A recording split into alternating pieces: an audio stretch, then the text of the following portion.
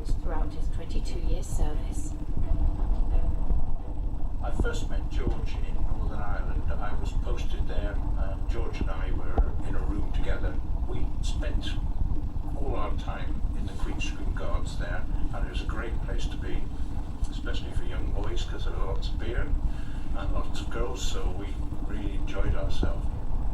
George joined the army when he was 18 and spent the next 22 years in the illustrious 1st the Queen's Dragoon Guards, retiring when he was 40. Close colleague Dave remembers George was fascinated in mechanics from an early age.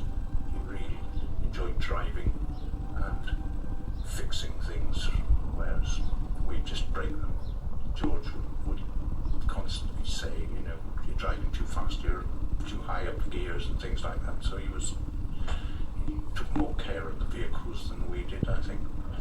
In 1965, the regiment was posted to Borneo, the largest island in Asia, close to Singapore and famous for its dense rainforests.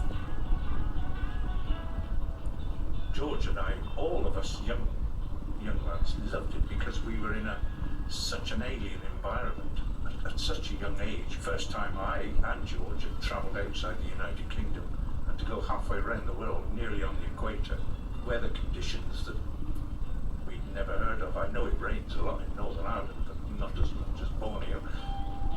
UK troops were sent to Borneo to defend it from Indonesia after a new federation of Malaysia was set up, which was partly under control by the British.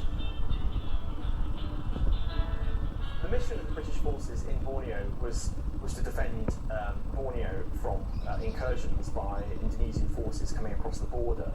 Now, it's worth pointing out that this was an undeclared war between Indonesia and Malaysia, but the main purpose really was to defend this very long border between the Malaysian portion of Borneo and the Indonesian portion, which is called Kalimantan.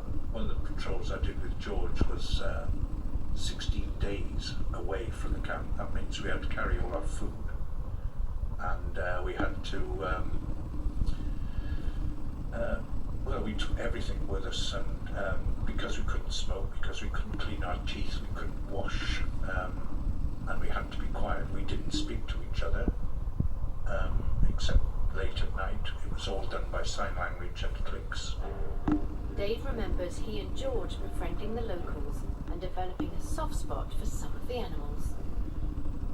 When George and I were on patrol, we came across a orangutan female that had been shot, and clinging to her breast was a small baby orangutan, which we tried to rescue.